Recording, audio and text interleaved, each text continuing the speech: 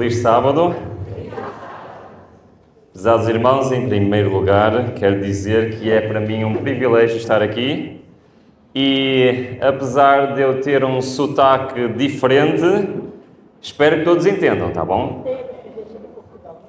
Se houver alguma coisa que eu diga que os irmãos não entendam muito bem, o que é que os irmãos vão fazer? O que vão fazer? Vão dizer, Ruben, explica melhor, pode ser? Sim ou não? Sim, pode ser? Muito bem. Então, prezados irmãos, nós vamos iniciar hoje, pelo menos da minha parte, uma série de 4 mensagens, que elas são a sequência uma das outras, tá bom? Amanhã vamos falar sobre os 2 grandes enganos e o domingo. O que é isso? Nós vamos ver quais são os argumentos que vão ser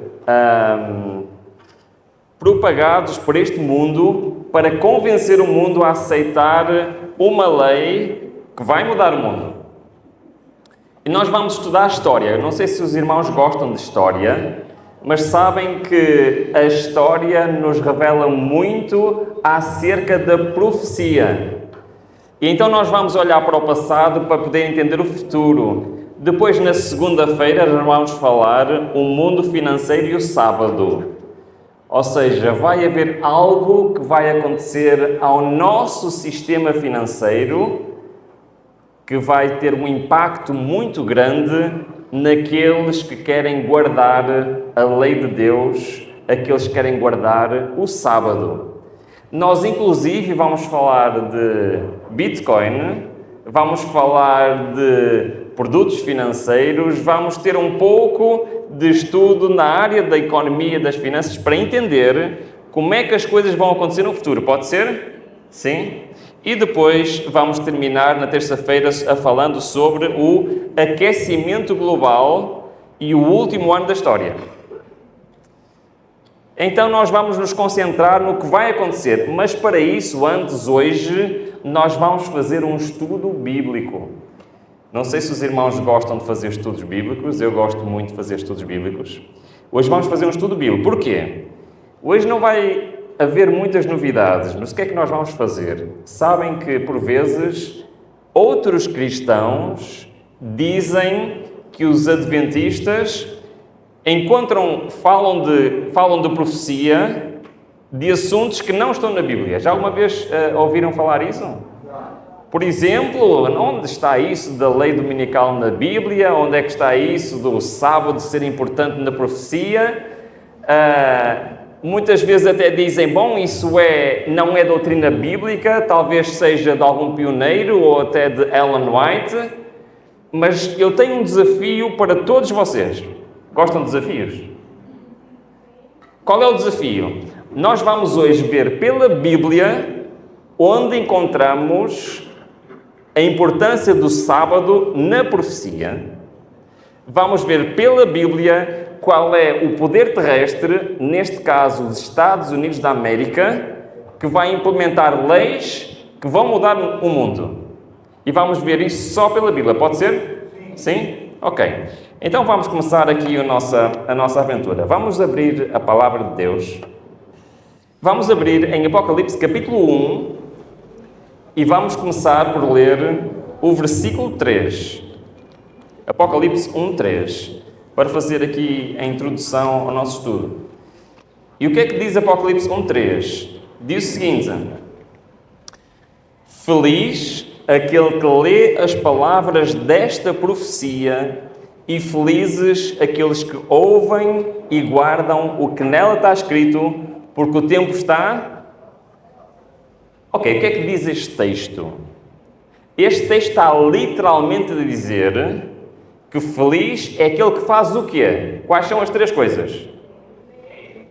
Aquele que lê, aquele que ouve e aquele que guarda.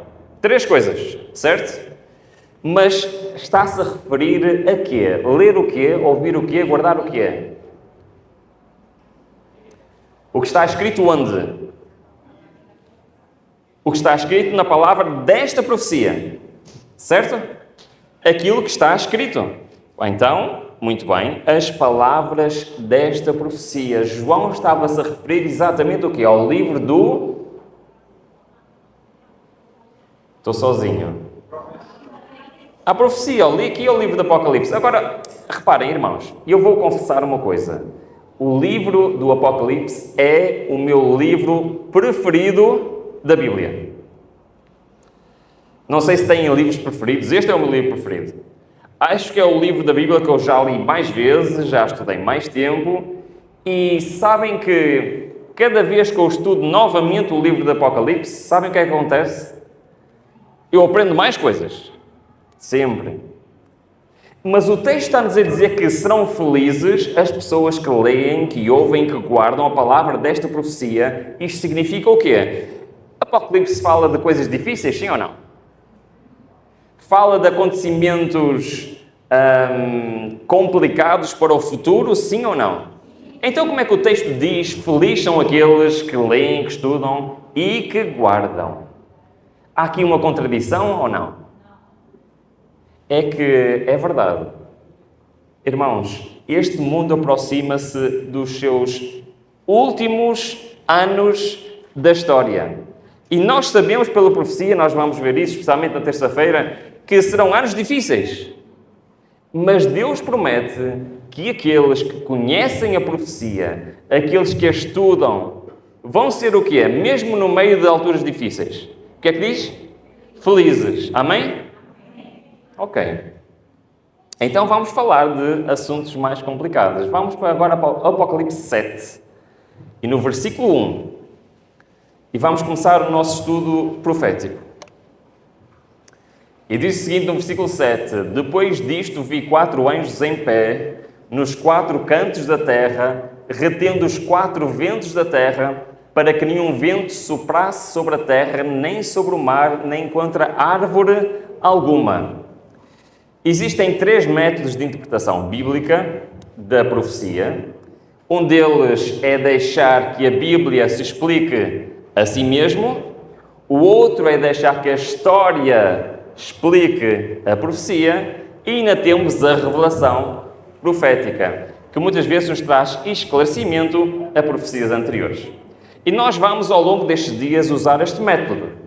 Ora, quando nós olhamos para um texto como este, um texto simbólico, qual deve ser o primeiro passo para nós entendermos este texto? O primeiro passo é procurarmos o significado onde? Na própria Bíblia, muito bem. Agora, eu não tenho tempo para estar a explicar todos estes conceitos, mas eu vou pôr ali no ecrã, reparem. Nós temos do lado direito a fonte, do lado esquerdo o símbolo e do centro o significado. Pode ser? Para depois os irmãos quiserem ver em casa se está correto o que estou a dizer ou não. Então, quando a Bíblia fala de 4 cantos aqui nesta profecia, o mundo tem cantos? Não tem. É um símbolo. E representa o quê? Segundo Jeremias, Ezequiel e Apocalipse, representa a terra na sua globalidade. Toda a terra. 4 ventos. Este mundo tem 4 ventos? Não, não tem. Qual é o significado? Jeremias, Marcos, Zacarias diz que significa o quê? Todas as direções. Então, esta profecia afeta que parte da terra? Toda a terra. Ok? Muito bem. Vento em profecia, podemos ver isto em Salmos 55 e Jeremias 49, representa destruição ou a ira de Deus. Ok? A terra... Sabem que terra e mar significa locais com muitas pessoas, poucas pessoas, mas quando nós fazemos este tipo de estudo e depois olhamos novamente para o texto torna-se mais claro ou não? Sim. Então reparem, depois disso vi 4 anjos em pé, nos 4 cantos da terra, retendo os 4 ventos da terra. O que é que isto poderá querer dizer então, conforme os significados que nós tivemos a ver? Significa que existe ventos pendente sobre esta terra? Sim ou não? E o que é que significa o vento? O que é que nós vimos? Representa destruição, representa ira de Deus. Ruben, então, tu acabaste de dizer que nós éramos felizes se estudássemos a profecia e agora estás a dizer que existe ira de Deus pendente sobre esta terra. Existe ou não? Existe. Pois é. Mas os anjos estão simbolicamente a suster ainda estes ventos. O que é que isto significa? Que ainda não chegou à altura de ser derramada sobre esta terra os ventos da destruição. Até aqui. Concordam com o que eu estou a dizer? Sim? Está claro? Ok. Para que nenhum vento soprasse sobre a terra, nem sobre o mar, nem contra árvore alguma. Então, vamos ver se entendemos isto. Temos aqui ira de Deus pendente sobre esta terra, mas ainda não é para cair nem na terra, nem no mar, nem contra o quê? O que é que isso quer dizer, uma árvore, em profecia? Interessante, não é? Então vamos ver. Existem muitos textos na Bíblia que falam sobre árvore e o símbolo desta árvore, mas reparem que diz em Isaías 65: os dias do meu povo são como os dias do quê? De uma árvore. Então a árvore parece que está a simbolizar o quê? Fiquei sozinho outra vez. O povo de Deus. Ok, está bom. Outro texto. O varão que confia no Senhor e cuja esperança é o Senhor, porque ele será como que é? Uma árvore plantada junto às águas. Então, em profecia simbólica, uma árvore simboliza quem? Aqueles que confiam no Senhor, representam o seu povo fiel nesta terra. Ok, muito bem. Então, existe a ira de Deus pendente sobre esta terra, e ainda não é para cair, nem na terra, nem no mar, e terra e mar é um símbolo, para outro símbolo da terra na sua totalidade, nem contra árvore alguma. Mas chegará o dia em que o vento de destruição vai estar nesta terra, certo? Ora, reparem o que diz no versículo 2. E vi outro anjo subir do lado do sol nascente, trazendo o selo de Deus vivo, e clamou com grande voz aos 4 anjos, aos quais fora dada que danificasse o quê? O que é que diz? Quando vier o vento, a ira de Deus sobre este planeta vai cair onde? Na terra e no... Onde é que não vai cair? Nas árvores. Amém? Repararam bem o que é que esta profecia está a dizer? Esta profecia está a dizer assim, literalmente, um dia a ira de Deus vai chegar a este planeta. Mas há um grupo que não será atingido. Serão as árvores. E as árvores são quem? Aqueles que confiam no Senhor. Aqueles que são o seu povo. Aqueles que, reparem bem, que leem, que ouvem e que guardam a palavra desta profecia. E por isso é que eu considero que é fundamental para um cristão hoje estudar a palavra de Deus e estudar a profecia e entender perfeitamente o que se passa à sua volta, para onde é que este mundo se dirige, para que possamos fazer parte deste grupo. O grupo que será como uma árvore plantada junto às águas, permanecerá firme, mesmo no meio do vento da destruição. Amém? Ok. Mas está aqui algo importante neste texto. É que este texto está a dizer quando é que virá então o vento de destruição. Porque o que é que diz? E vi outro anjo subir do lado do sol nascente, tendo o quê? O selo de Deus vivo. Então, quando acontecer algo relacionado com o selo de Deus vivo, então as cenas finais deste planeta se vão desenrolar. Perceberam, sim ou não? Sim?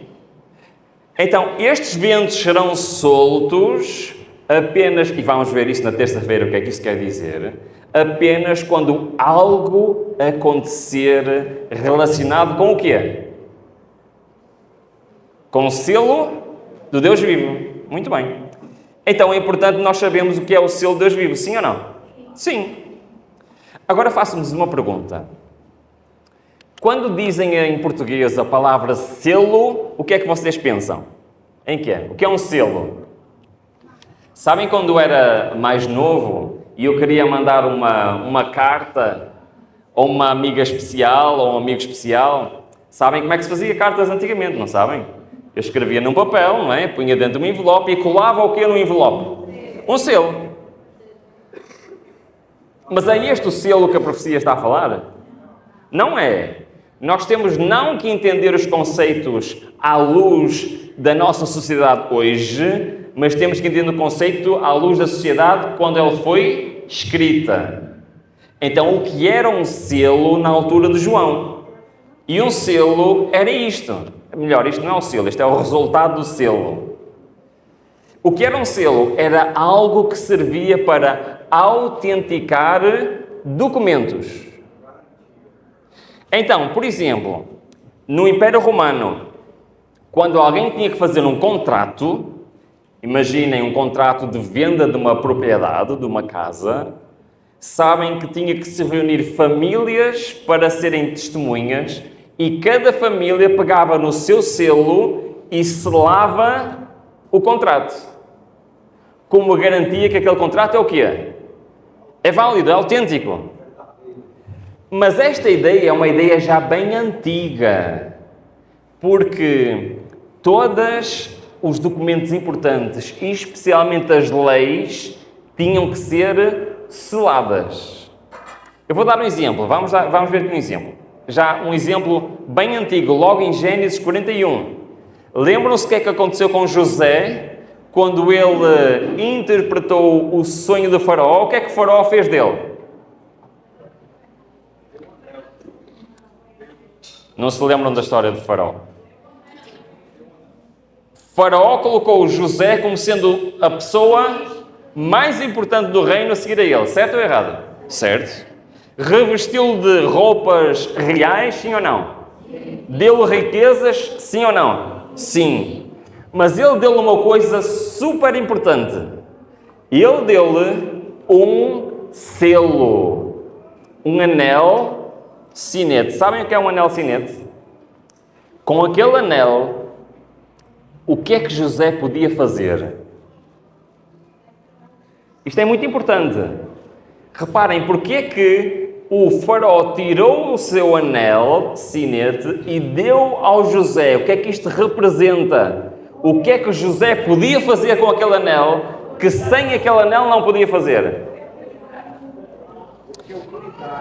E ele tinha, a partir daquele momento, poder legislativo. Sabem o que é poder legislativo? E ele podia promulgar leis. Reparem, o José escrevia num papiro uma lei, mas essa lei só era válida se fosse o quê? Autenticada, selada. Isto quer dizer que o rei deu a José o poder de ele fazer novas leis, que eram válidas em todo o território do faraó. E isto é que é um selo. Então o selo está relacionado com o quê? Com a autorização de quê? De leis. Certo? Perceberam? Sim? Ok. O que é que este selo tinha sempre? Quem identificava a quem pertence, neste caso ao faraó, o seu título, que era todo o seu reino e também o seu território. Ora, o texto de Apocalipse 7 fala-nos do selo de quem? O selo de Deus vivo. E o selo, como nós já vimos, tem a ver com a autenticação de leis. E eu quero fazer uma pergunta muito difícil. A Bíblia fala em lei de Deus? Sim. Onde é que está a lei de Deus na Bíblia? Êxodo 20 e Deuteronômio 5. Nós, quando lemos a lei, nós conseguimos, na lei, identificar a quem ela pertence, qual o seu título e qual o seu território? Onde? Em que parte da lei? No quarto mandamento. Então vamos ler. Diz o seguinte: lembra-te do dia de sábado para o santificar, 6 dias trabalharás, farás todo o teu trabalho, mas ao 7º dia é o sábado do Senhor teu Deus.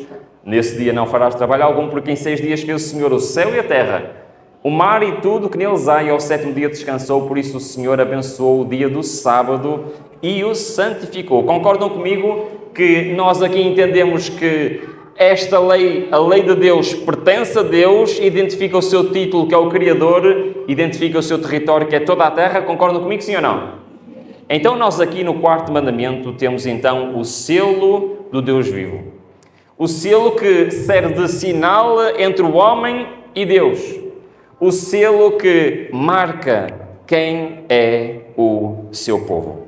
Eu gosto muito desta citação que diz o seguinte: o sábado foi inserido no decálogo como selo de Deus vivo, identificando o legislador e tornando conhecido o seu direito de governar. Era o sinal entre Deus e o seu povo, um teste de obediência a Ele.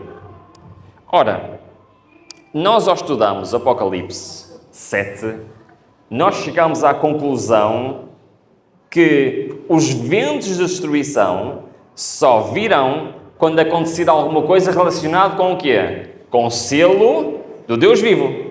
Ou seja, relacionado com o dia de sábado.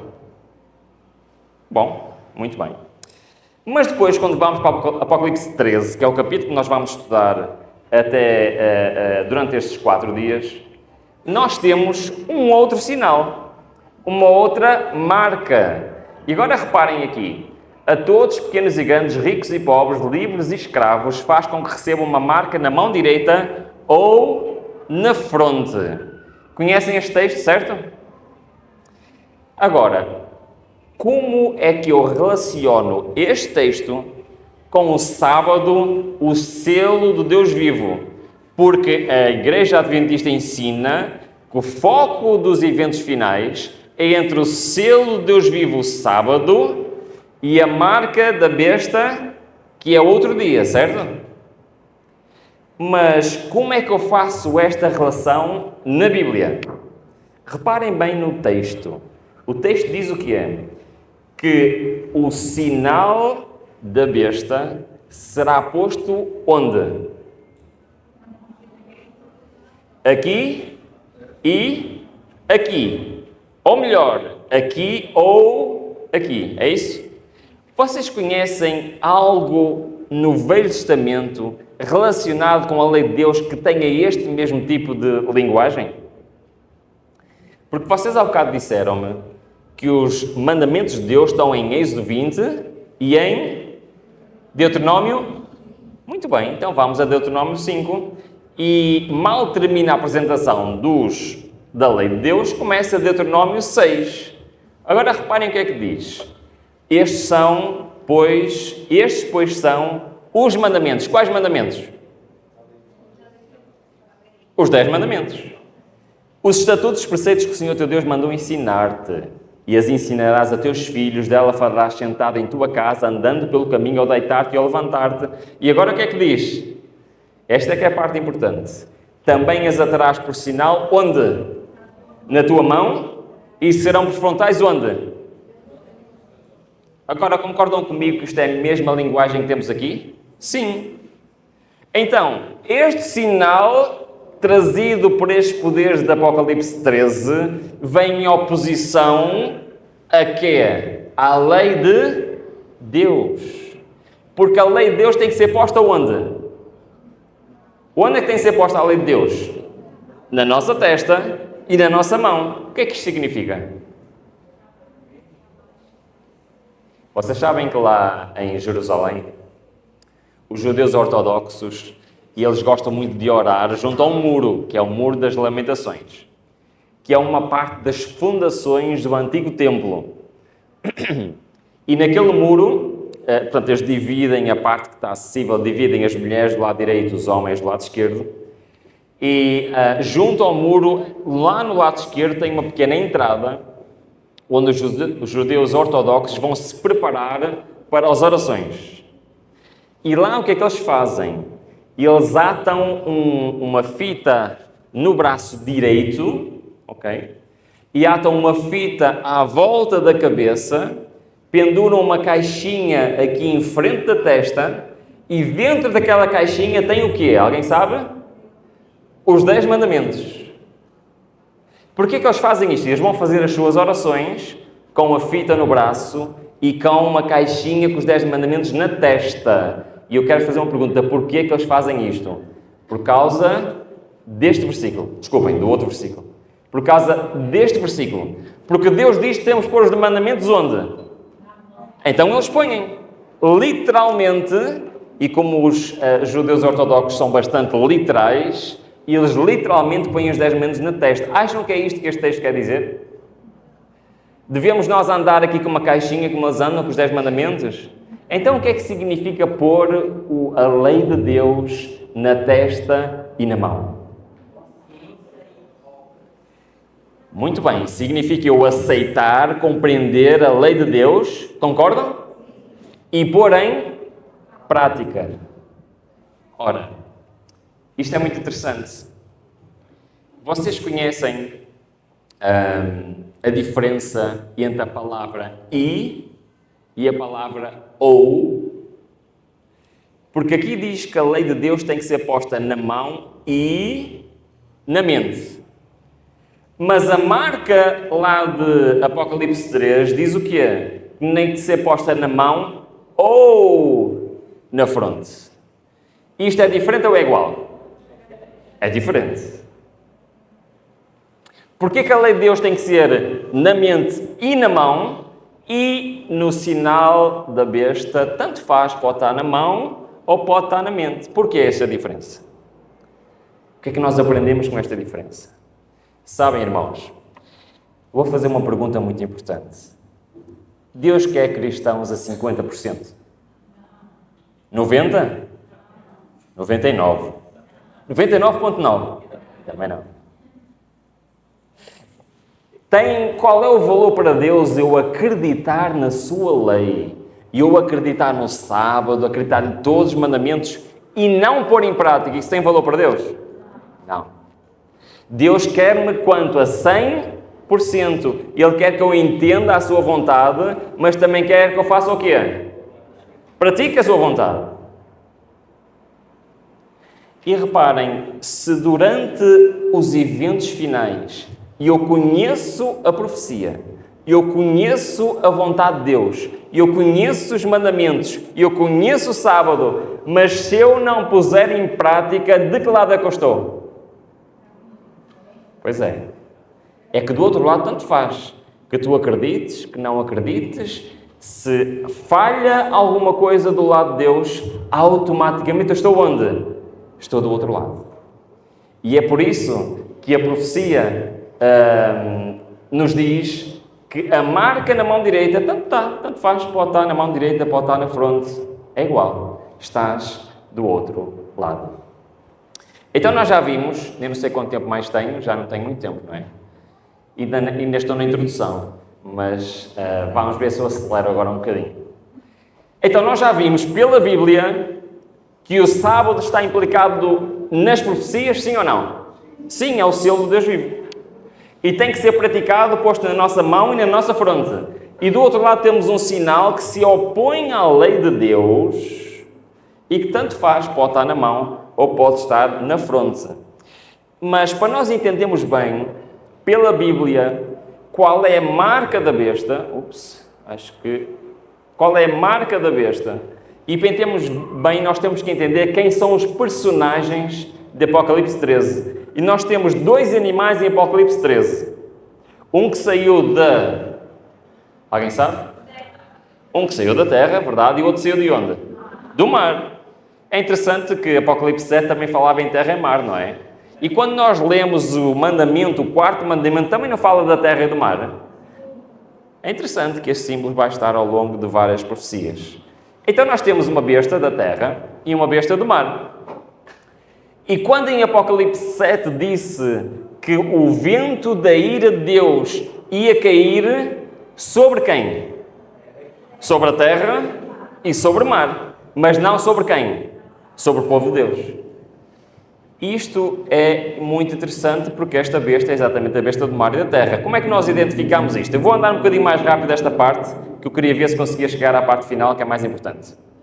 A besta que sai do mar é fácil de ser identificada. O texto começa logo a dizer que ela era semelhante a um leopardo, com pés de urso, com boca como do leão, e o dragão dele grande poder, o seu trono e grande autoridade. Onde é que na Bíblia existe este animal, o leopardo, o urso e o leão no contexto profético? É Daniel capítulo 7, certo? É que Daniel começa com um leão, depois passa para um urso, depois tem um leopardo, um animal terrível. Então nós temos uma sequência que nos está a ser apresentado que este animal que sai do mar tem características de quais animais? Dos que estão aqui na profecia de Daniel 7, certo? Mas uma maneira simples de nós identificarmos qual o poder que vem na sequência é nós olharmos logo para o versículo 1, porque diz que este poder tem o nome de blasfémia. Pergunta, o que é blasfémia? Hoje, não sei se usa esta palavra aqui no Brasil, mas o que é hoje blasfémia? O que é que se quer dizer? Usa-se esta palavra aqui? Sim? Qual é o significado dela atualmente? Não sabem.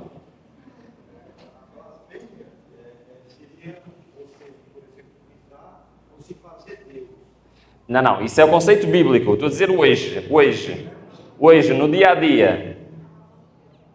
Blasfemar é o quê? É dizer algo de errado, dizer mal de alguém, certo? É mais ou menos o significado. Mas, biblicamente, o termo blasfémia tem um outro significado. O irmão já estava exatamente a dizer o que é. Qual é? Então, reparem. Cristo foi acusado de blasfémia, sim ou não? Sim. Aliás, Cristo perguntou a eles, porquê que me querem matar? Por que obra me querem apedrejar? E o que é que eles disseram? Nós não te queremos apedrejar por causa das obras que tu fazes. Curar um paralítico é motivo para matar alguém? Fazer o bem é motivo para matar alguém? Não. Não é por causa do que tu fazes. É por causa do que é? Pela blasfémia, sendo o homem te fazes Deus a ti mesmo. Então eles consideravam que Cristo estava a ocupar o lugar de quem? De Deus. Isso é blasfémia. Mas especificamente o que é que eles estavam a tentar dizer? Reparem. E Jesus, vendo a fé deles, disse ao paralítico, filho, o que é que ele disse? Perdoados estão os teus pecados. E estavam eles, arrozavam nos seus corações, dizendo, porque diz ele assim, blasfémias. Quem pode perdoar pecados senão Deus? Bom, pergunta, isto é verdade ou não? Só Deus pode perdoar os pecados, sim ou não? Sim. Pode um homem perdoar pecados? Não pode. Se eu, Ruben, disser perdoados estão os teus pecados, estou a dizer blasfémia, sim ou não? Sim. Então, eles, os líderes judaicos, tinham razão no que estavam a dizer. Um homem não pode dizer perdoados estão os teus pecados, porque isso é blasfémia. Ora, Cristo estava a blasfemar, sim ou não? Porquê? Sabem que há cristãos que duvidam que Cristo é Deus. Se Cristo não fosse Deus, irmãos, ele estaria a blasfemar. Mas ele não estava a blasfemar, porque o nosso Senhor Jesus Cristo é Deus. Mas aqueles homens olhavam para ele como sendo um homem e então acusavam de blasfémia. Existe algum poder neste planeta que vem em sequência daqueles reinos de Daniel 7 que também diz que tem o poder de perdoar pecados? Pois é. E isso é o que é? Blasfémia. É interessante que em Portugal existe uma revista chamada Sábado, não tem nada a ver com a igreja. Ela chama-se Sábado porque ela sai em que dia? Sai ao sábado, é só por causa disso. E saiu esta notícia, eu não sabia disto, não sei se os irmãos sabiam, mas na Igreja de Roma há pecados que são tão graves que só o Papa ou os bispos podem perdoar. Pergunta, segundo a Bíblia, isto é o quê? Blasfémia. Okay? Então, facilmente nós identificamos quem é o poder que sai do mar. Aliás, durante muito tempo este poder fez guerra aos santos. Vamos ver isso amanhã. E deu-se a autoridade. Então, a besta que sai do mar é Roma papal. Mas falta-nos identificar uma coisa. Quem é a besta que sai da terra? Esta vai dar um bocadinho mais de trabalho. Mas antes, qual é então a marca, o símbolo, o sinal da besta que sai do mar? Vamos deixar eles próprios falarem? O domingo é marca de nossa autoridade, que a igreja está acima da Bíblia e que a transferência da prática do descanso sabático é prova desse facto. É claro que a Igreja Católica afirma que foi um ato seu, uma marca de poder eclesiástico e uma autoridade em questões religiosas. Então a Bíblia fala de luta do sábado e do domingo, fala sim ou não? Fala! A Bíblia diz que o que vai estar em foco nos eventos finais, e amanhã vamos ver isso, é esta luta entre a lei de Deus, que deve ser posta na nossa fronte e na nossa mão, e a lei dos homens, que pode estar na fronte ou na mão. Mas finalmente vamos então, para terminar, quanto tempo é que eu ainda tenho, que eu não vi quantas horas comecei? Mais uns minutinhos? Este vai dar um bocadinho de trabalho, vamos lá ver. Então vamos pela Bíblia identificar quem é a besta que sai da terra. E nós vamos usar algo de interessante. Nós vamos estudar duas profecias, uma em Ezequiel capítulo 21 e uma em Apocalipse capítulo 17. Ok? Durante muitos anos, esta profecia foi um mistério muito grande para mim. Porque esta profecia de Apocalipse 17 diz o seguinte, eu vou ler. Aqui o sentido que tem sabedoria, as 7 cabeças são 7 montes sobre os quais a mulher está assentada. E são também 7 reis, 5 já caíram e um já é, outro ainda não é vindo, e quando vier convém que dure um pouco de tempo. E a besta que era e que já não é ela também o 8º, é um dos 7 e vai para a perdição. Simples, não é? E durante muitos anos, eu no meu curso de Teologia, eu especializei-me em Teologia Sistemática, em Doutrina, mas também em Escatologia, portanto, em Profecia. São os meus temas preferidos, ok? E quando eu estudava o Apocalipse versículo a versículo, eu encalhava sempre aqui. Sabem o que é quer dizer encalhar, não é? Mas um dia eu estava a ler um livro que eu gosto muito, que são estes livros que infelizmente não há em português.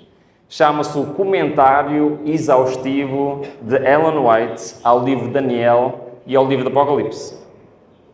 E neste comentário exaustivo de Ellen White, precisamente a profecia dos 7 reis é comentada com uma profecia em Ezequiel capítulo 21. Está bem?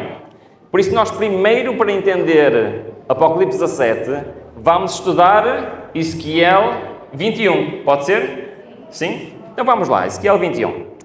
Tem aqui esta profecia que diz o seguinte. Agora tem que prestar atenção que esta parte é muito importante.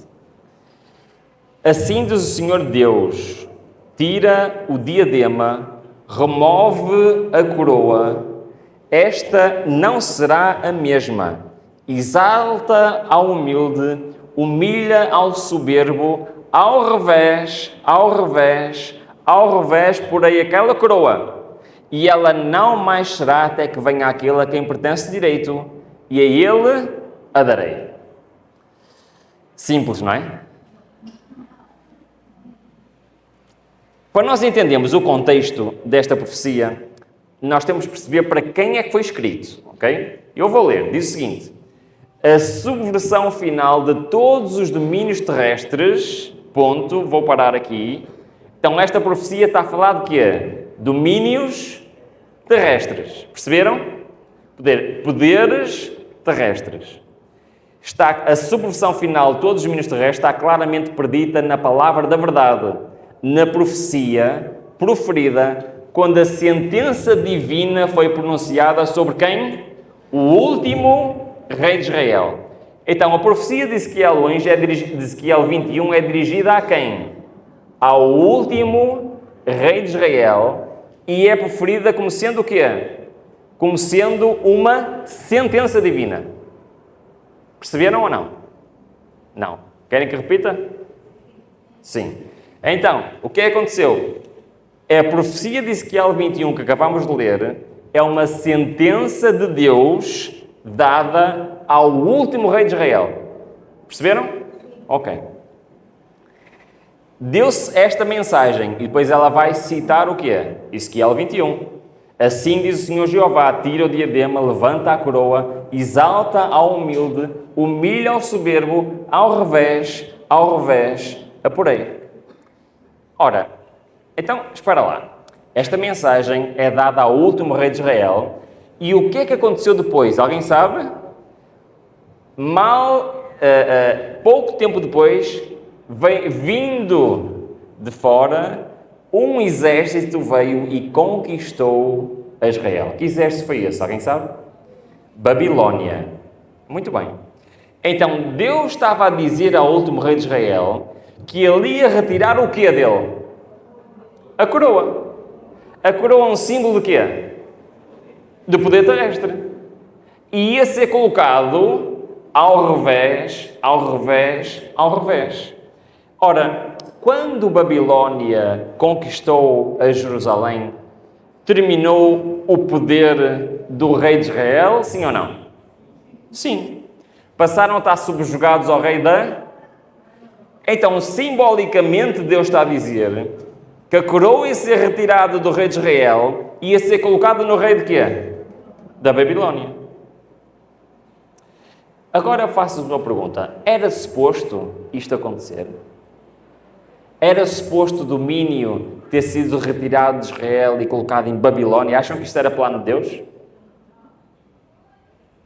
Porquê que isto aconteceu? Porque o povo de Israel fez o quê? Se afastou de Deus. Mas a profecia diz que isto vai continuar ao revés. O que é que essa palavra revés quer dizer neste contexto? Quer dizer que foi colocada a quem não era suposto. E não só foi colocada a quem não era suposto, iria continuar a ser colocada a quem não era suposto. Até quando?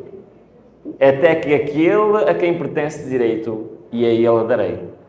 A quem é que pertence a coroa de poder terrestre neste mundo? A Jesus.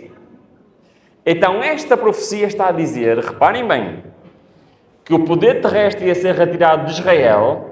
Isso aconteceu ou não? Ia ser colocado a quem não devia ser colocado, iria continuar a estar em quem não devia, até chegar quem? Até chegar Jesus. Esta profecia está-nos a dizer que há uma sequência de poderes terrestres, desde a altura de Israel, até quando? Até à segunda vinda de Jesus. Bom, interessante. E comentando isto, Ellen White já começa a descrever o início da sequência. Ora, reparem o que é que ela diz. Portanto, a sentença divina foi pronunciada sobre o último rei de Israel, faz a citação do texto e depois diz: a coroa removida de Israel passou como? Sucessivamente para os reinos de Babilônia, Medo-Pérsia, Grécia e Roma. E diz Deus, e ela não será mais até que venha aquele a quem pertence de direito, e eu darei. Perceberam a profecia de Ezequiel 21? Ezequiel 21 está a dizer o que é que há uma sequência de poderes terrestres, desde Babilônia até à segunda vinda de Cristo, e são poderes que não era suposto serem eles a liderar. Agora vou puxar um bocadinho pelo vosso conhecimento histórico, pode ser? Sim ou não? Já estão a dormir ou não? Não? Ok. Posso continuar? Então, Ellen White já nos diz que e nós olhamos para a história e foi exatamente isso que aconteceu. No ano 605 a.C., Israel foi conquistado por Babilônia. No ano 538 a.C., quem foi o poder que substituiu a Babilônia? Medo-Pérsia. Quem foi o poder que conquistou a Medo-Pérsia? A Grécia. Quem foi o poder que conquistou a Grécia? Foi Roma. Quem foi o poder que conquistou Roma? Pois é, Roma não foi conquistada por nenhum poder. Roma foi perdendo o seu poder e foi substituída por um poder um pouco diferente. Quando é que isto aconteceu? À base da profecia. Isso foi acontecendo progressivamente, mas a data de 538 é tida como a data em que começou a autoridade do poder de Roma papal. Então, ainda temos uma sequência, sim ou não? Sim. Mas a profecia de Ezequiel 21 diz que essa sequência vai continuar até quando? Até à vinda de Cristo. Ainda é Roma papal a grande autoridade terrestre neste planeta? Não. O que aconteceu a Roma papal? Não aconteceu. Quanto tempo diz a palavra de Deus que eles iam ter autoridade sobre este planeta? Tempos, metade do tempo, 42 meses, 1260 dias, corresponde tudo isto a quanto tempo? 1260 anos, ou seja, de 538 até 1798. O que aconteceu no ano 1798? Portanto, Napoleão, que era um líder de um poder terrestre nesta terra, sim ou não? Sim. Enviou o seu general para prender o Papa, certo? E nesse momento terminou a autoridade papal. Ano 1798. Quem conquistou então? Qual o poder terrestre? A França. Muito bem. 1798. Então, continuamos a ter uma sequência ou não? Muito bem. E como poder terrestre, quem veio substituir a França? Aqui está a questão importante. Para nós entendermos isto, nós temos que olhar para este mapa. Quem quer arriscar que parte do planeta representa este mapa? É aqui neste continente. Diga, irmão.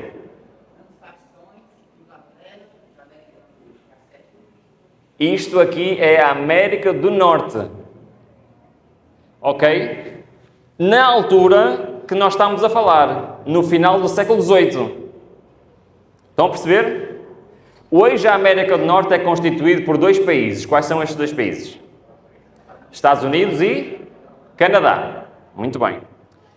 Em 1798, também havia a influência de três países. Tínhamos aqui um pouco da influência de Espanha, aqui em baixo. E tínhamos aqui do lado direito a cor-de-rosa a influência dos ingleses. E a azul, alguém sabe quem dominava todo aquele território? A França. Muito bem.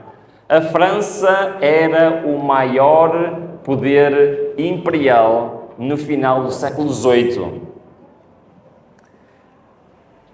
Agora, em 1775, estas províncias aqui lutaram pela sua independência e formaram um novo país. Alguém sabe como é que se chama esse país?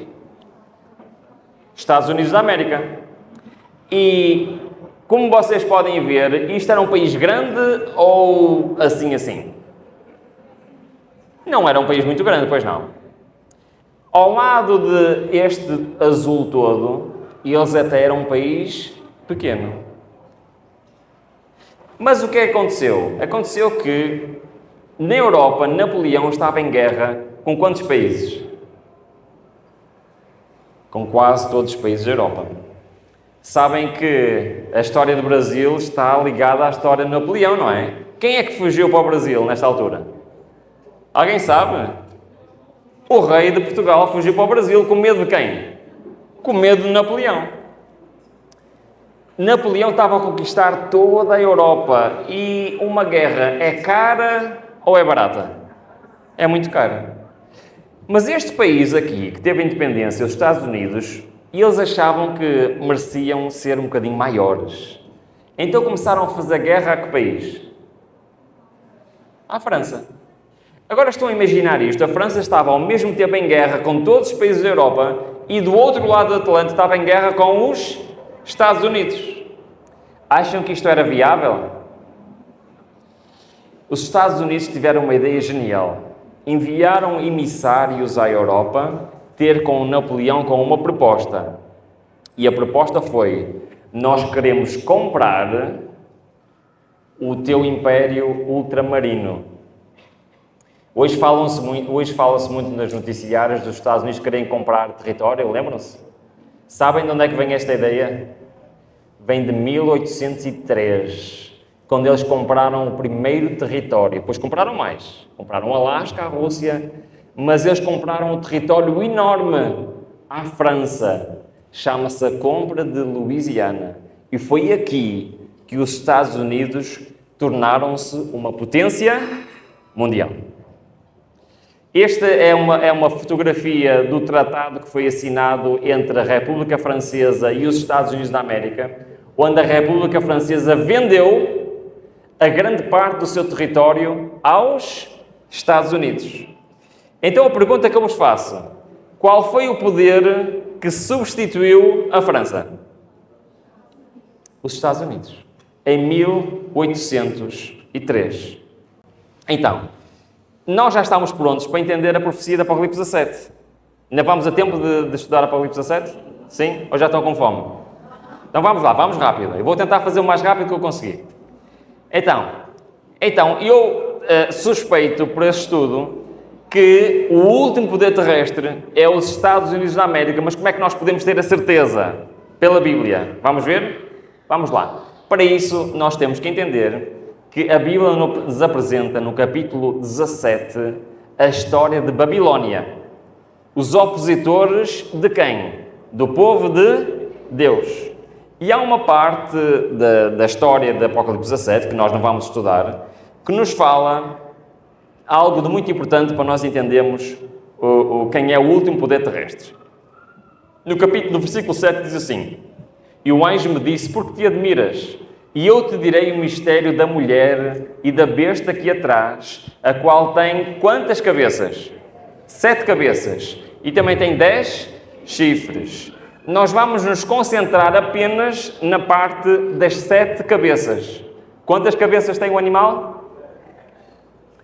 Agora, as cabeças servem para quê? Para que é que serve a nossa mente? Será que é para comandar o nosso corpo? Sim. Então, um animal com 7 cabeças, ele consegue ser comandado. Se elas trabalharem todas ao mesmo tempo. Já imaginaram que era 7 cabeças a mandar num corpo? Então, estas 7 cabeças mostram que houve uma cabeça que dominou, depois outra cabeça que dominou, certo? Faz sentido para vocês? Mostra que este animal foi dominado por várias cabeças. Ok, interessante. Mas depois, nós já temos, num capítulo anterior, quem é uma dessas cabeças. Olha, leiam comigo. E pus-me sobre a areia do mar e vi subir do mar uma besta que tinha quantas cabeças? E quantos chifres? É o mesmo animal ou não é? É. E agora reparem o que é que diz. E sobre os seus chifres 10 diademas, e sobre as suas cabeças o nome de... O que é que diz? Blasfémia. E diz, e vi uma das suas cabeças como ferida de morte, e a sua chaga mortal foi curada, e toda a terra se maravilhou após a besta. O que é que este versículo está a dizer? Uma das cabeças é quem? É o poder que foi ferido de morte. Qual foi o poder que foi ferido de morte? Roma Papal. Quando? 1798. Então, nós quando olhamos para este animal, nós sabemos, por Apocalipse 13, que uma das cabeças é quem? Roma Papal. Muito bem, ok. Já é um princípio. Mas agora no versículo 8 diz assim: a besta que viste foi, e já não é, mais uma vez, está-se a referir a quem? Qual foi a que foi e que já não é, que teve então a ferida mortal? Qual foi? Roma Papal. E há de subir do abismo, irá para a perdição, e os que habitam na terra, cujos nomes não estão escritos no livro da vida desde a fundação do mundo, se admirarão, vendo a besta que era e já não é, ainda que é. Ou seja, este poder foi destronado, mas vai regressar. Agora, esta é a parte mais importante. Quando nós estamos a estudar a profecia, nós temos que prestar atenção aos tempos verbais. O que é isto? é se está no passado, se está no presente ou se está no futuro. Então, João está a ver aquele animal que tem quantas cabeças? 7. Em que altura é que ele está a ver? Quando está a dominar a primeira cabeça, a segunda, a terceira, a quarta, a quinta, a sexta ou a sétima? Nós conseguimos saber porquê? Se olharmos para os tempos verbais. E ele está a olhar para o animal e vê que aquela cabeça que foi ferida e que já não existe, está no passado, no presente ou no futuro. Reparem bem, o que é que diz? A besta que vistes foi e já não é. Isto quer dizer que João está a ver este animal antes ou depois de 1798?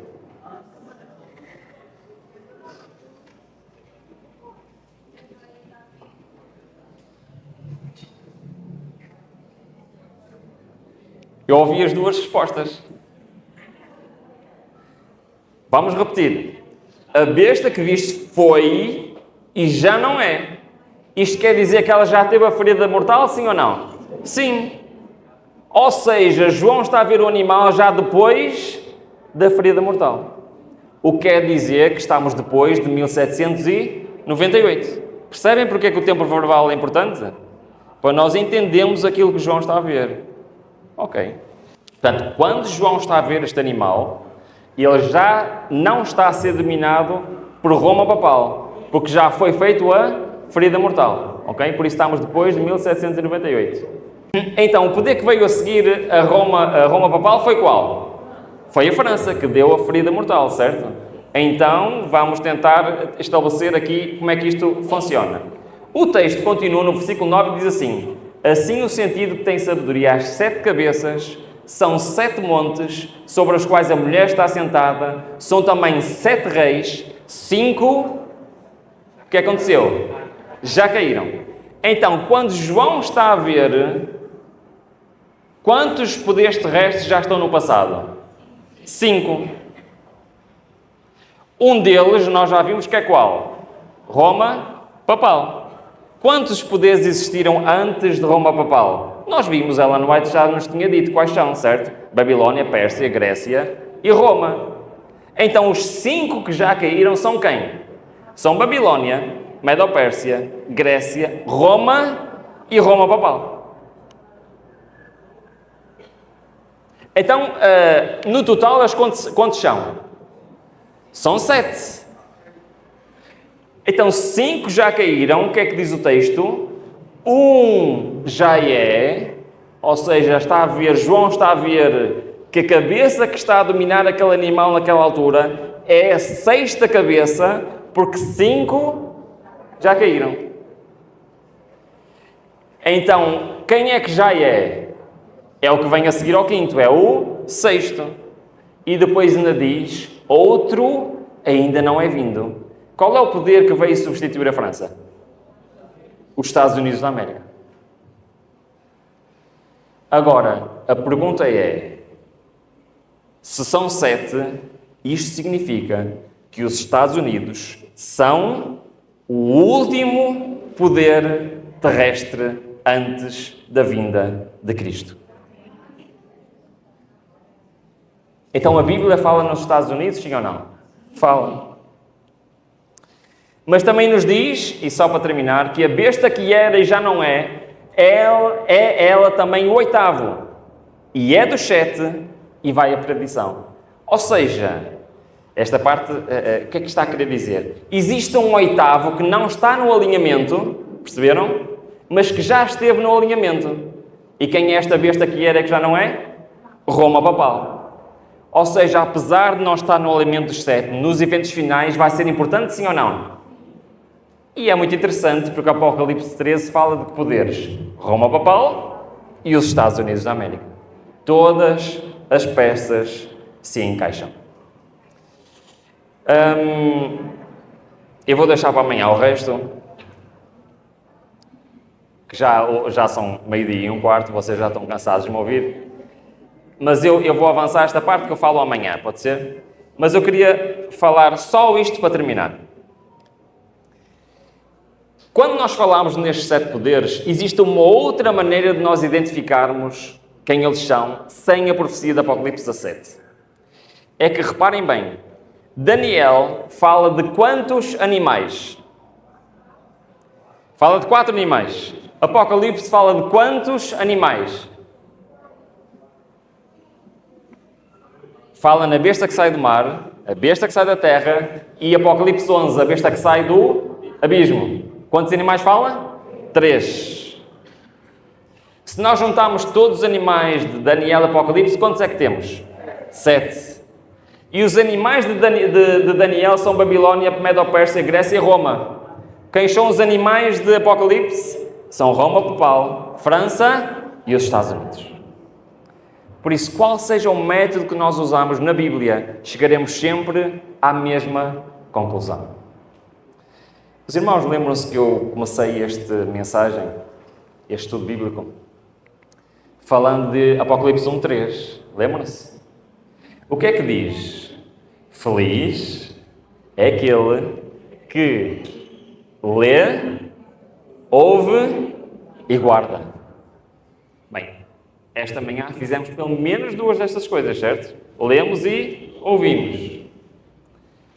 No entanto, no último capítulo do Apocalipse, tem um versículo que é paralelo a este, que é o versículo do Apocalipse 22:7. E sabem o que é que diz? Diz o seguinte: eis que vem em breve, feliz é aquele que guarda as profecias deste livro. É parecido ou não é? Não diz feliz é que faz o quem? O que é? Aquele que lê, aquele que ouve e aquele que guarda. Mas no final do livro diz que é feliz aquele que guarda. Porquê? Porque é que no início somos felizes aquele que ouve, aquele que lê, aquele que guarda, e no final só são felizes aqueles que guardam?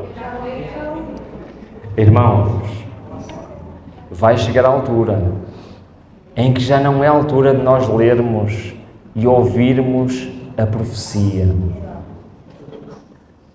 Quando é que é a altura? Quando é que é a altura? É hoje. Haverá altura que aqueles que hoje leem, estudam, ouvem, compreendem a profecia e se estão a preparar para os eventos finais, estão a guardar as palavras que estão escritas, estão a confiar no Senhor, estão a ser as árvores firmes junto às águas. Chegará um dia que essa esperança vai se manifestar nas suas vidas e eles estarão prontos para o encontro com o Senhor. Mas isto também significa que aqueles do seu povo que não leem, que não ouvem, que não entendem as profecias, eles não estarão prontos. Eu não sei, mas eu quando leio estes versículos eu entendo que é parte da minha responsabilidade como cristão hoje entender aquilo que o Senhor quer revelar à sua igreja através da profecia. Irmãos, o estudo da profecia nunca foi tão importante como hoje, porque Cristo está às portas e Ele precisa de um povo pronto para o receber. E eu quero muito fazer parte desse grupo, mas eu não quero lá estar sozinho. E eu quero que vocês, meus irmãos, quero que nós todos estejamos prontos para a vinda gloriosa do nosso Salvador. Será momentos difíceis para este mundo? Será. Mas o Senhor prometeu, feliz é aquele que lê, feliz é aquele que ouve, feliz é aquele que guarda a palavra desta profecia. Amém? Amém. Que o Senhor nos abençoe grandemente. Amém.